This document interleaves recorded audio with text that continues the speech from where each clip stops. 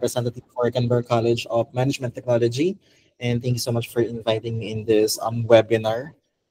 And also to our viewers and listeners this afternoon, thank you so much for attending our webinar for CCMT. So in this discussion, we are going to discuss about and know why Filipinos are choosing Australia as a study destination. And of course, we will explore the opportunities for you as student in CCMT or Canberra College of Management and Technology. So here are the reasons why Filipinos are choosing Australia as a study destination. So of course, Australia offers world-class schools in quality education. So many schools in Australia and institutions are part of the World University Rankings, making it one of the most popular study abroad destination for Filipinos who aspire to study in world-class universities with high-quality learning standards and top-notch research facilities. Aside from that, Australia's diverse program and courses.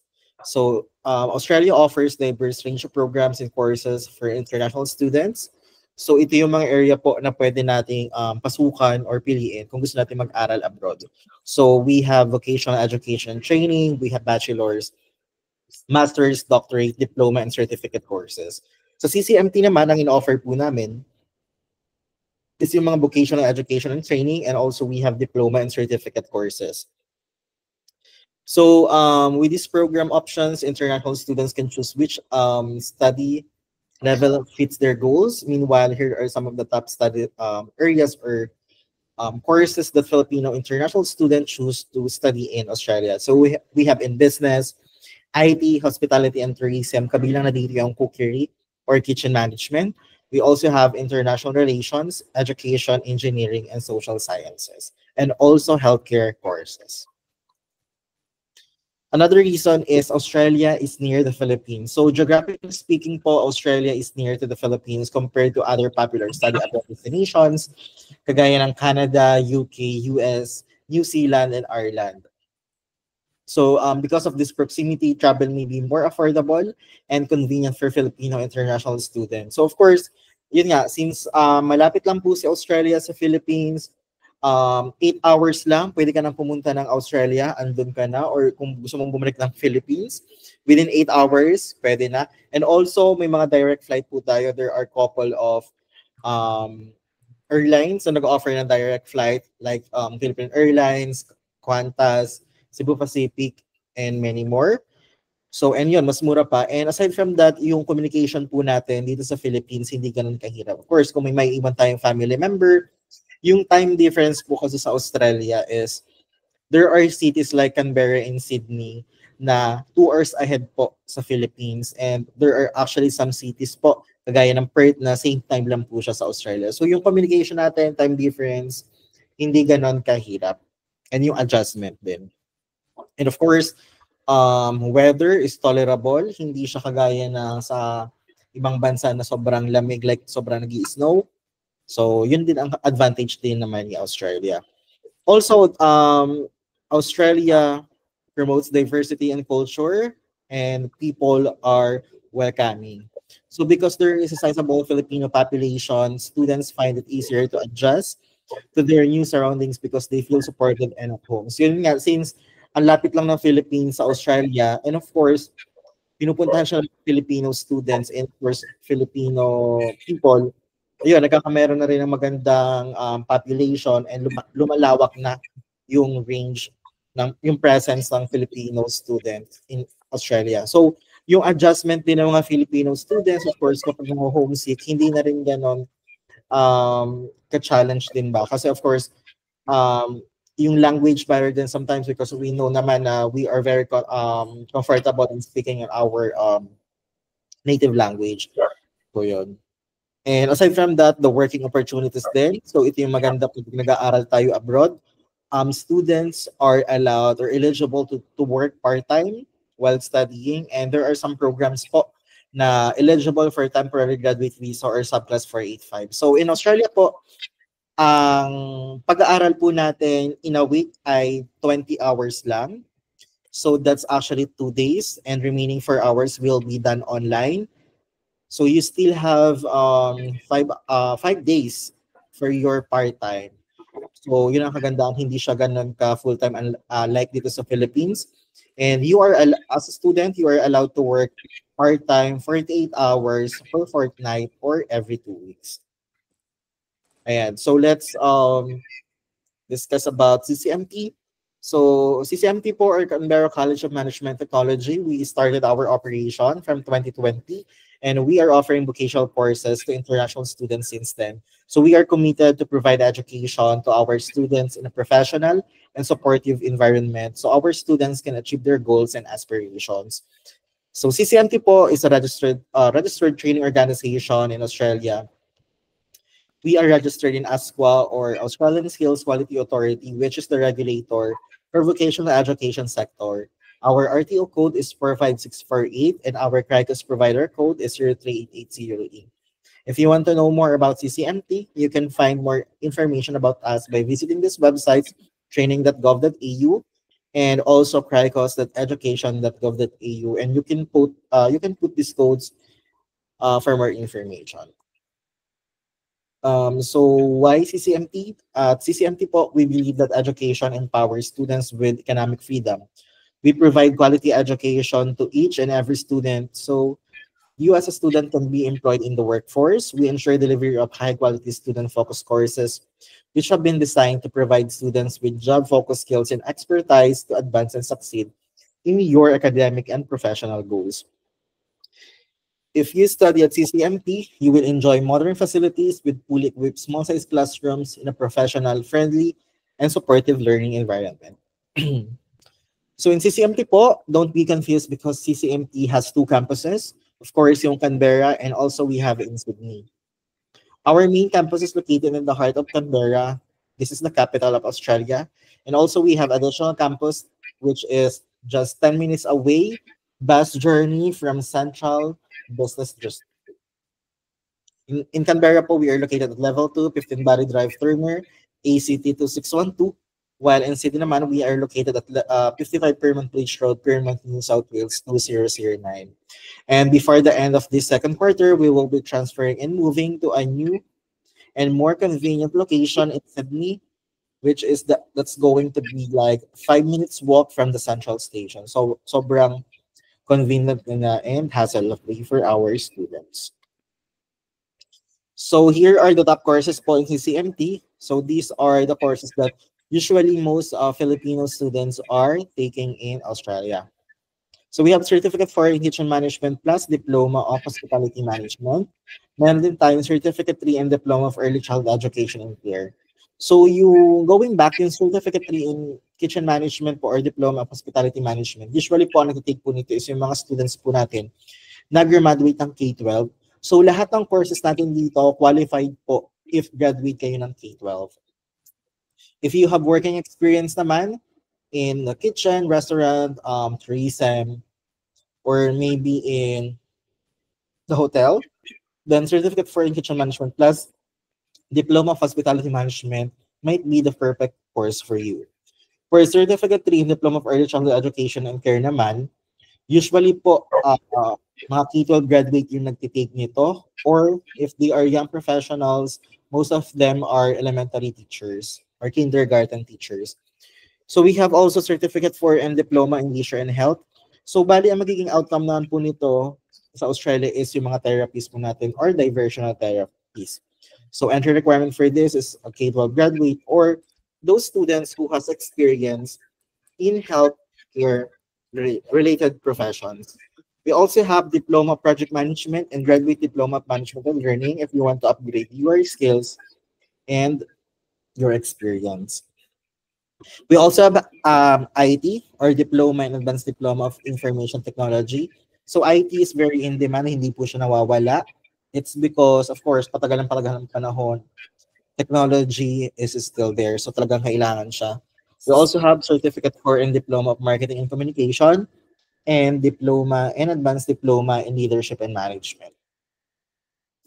So let's move with the discussion about the fees, the duration, intakes, and requirement. Saan ba siya available and what will be the available pathways in this course? So of course, the certificate for in kitchen management and diploma of hospitality management. So bali, price natin po dito for 2 years is 22,950 AUD with the inclusions of material and enrollment fee. Duration, this is a 2-year program or 104 weeks. We have May, July, August, October, November intake. Entry requirement, you must be a K-12 graduate and available lang po siya sa Sydney campus, and you can be a cook or chef or hotel manager by taking these courses. For Certificate 3 in Diploma of Early Childhood Education in Care naman, we have May, July, August, October, and November intake. This is a 2-year program. It's a combined 2 courses for 2 years. It costs 20,650 AUD with material and enrollment fee for 2 years. This is only available in Sydney campus. Student may pursue bachelor's degree for higher qualifications. For Certificate 3 in Diploma for Early Child Leisure and Health naman, this is 22,150 AUD for 2 years. We have May, June, August, September, and November. Entry requirement must be a K-12 graduate. This is only available in our Sydney campus.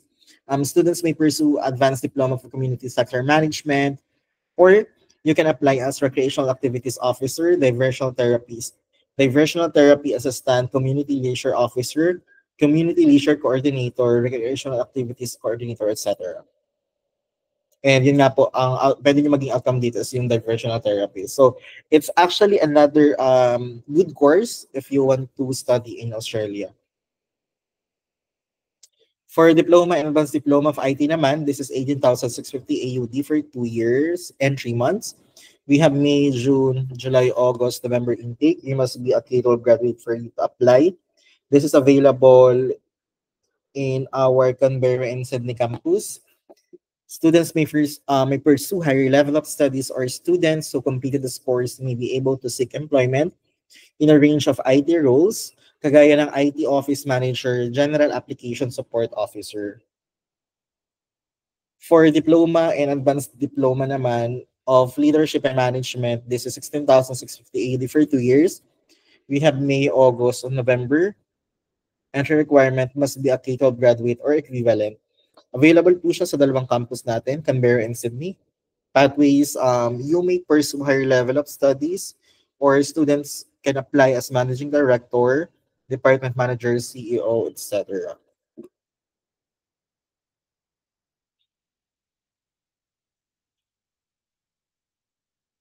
For certificate for and diploma of marketing and communication naman, this is 27,250 AUD for 3 years. So we have available intakes for May, July, August, October, and November. And her requirement must be a K-12 graduate or equivalent.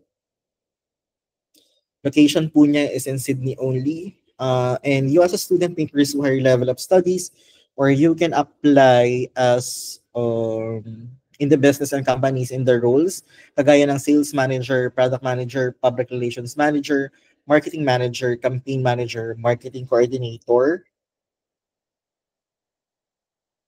marketing team leader, etc. For GDML naman po, this is the only course po in CCMT na kailangan po college graduate po kayo. And we have May, August, and November intake. So we only have few intakes per year. So it's very limited. So it's a 2-year program. It's 20,650 AUD for 2 years with the inclusions of material and enrollment fee. Pathways, students may pursue higher level of studies, or as career development manager, education advisor, RTO manager. Yes. Yan. So let's discuss naman about the how to enroll in CCMT, or how to start your journey with us. Okay, so number 1 is talk to your agent, which is Uni Immigration. And you need to prepare your documents. So the initial documents that we need from your end is the CCMT enrollment form. So Miss Jella and Miss Donna will be the one to send you that that form. And you need to provide as well the transcript of records or TOR, diploma, IELTS, or PTE, or any equivalent exam. Step 2 naman po, kapag nasanda po itong mga documents, and of course, pala kailangan natin ng passport dito, it must be valid and signed by the applicant. And once we receive those documents, the school or CCMT will gonna send the letter of offer within 2 business days from the time that we receive the application or the documents. And we will be sending you as well the international handbook, the GSR form, and also the prospectus that you as a student need to read those documents. And you must be aware what are the terms and conditions in CCMT. And of course, ando naman sa letter of offer po natin, ano yung mga terms and conditions ng school, magkano yung kailangan natin bayaran para mabigyan tayo ng COE. And of course, step 3 po, obtaining confirmation of enrollment or COE. So you need to submit the following documents, kabilang na dito yung payment receipt of the tuition fee or yung acknowledgement receipt po, na usually po binibigay ng bank pag nagbayad na po kayo ng tuition fee.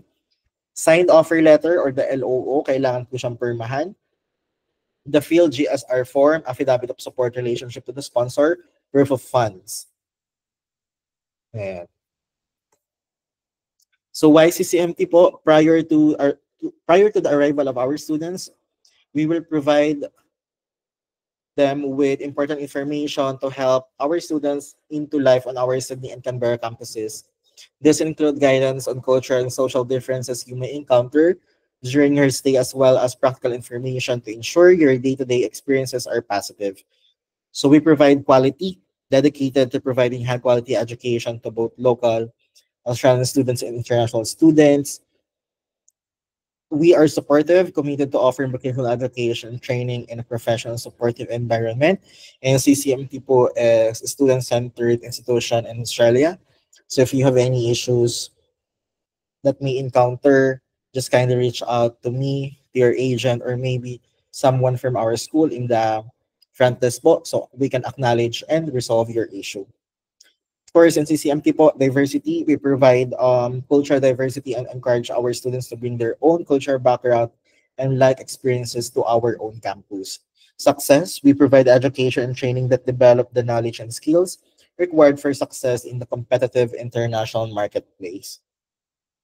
Ayan. So aside from that, we are also giving you the chance to refund the 250 enrollment fee if your visa is granted. So this is applicable for May up to November 2025 intake. So if you want to study in Australia, you may reach out to Uling Immigration and start your journey with us. Ayan. So by the way, that's the end of my presentation. If you have any questions, feel free to ask po.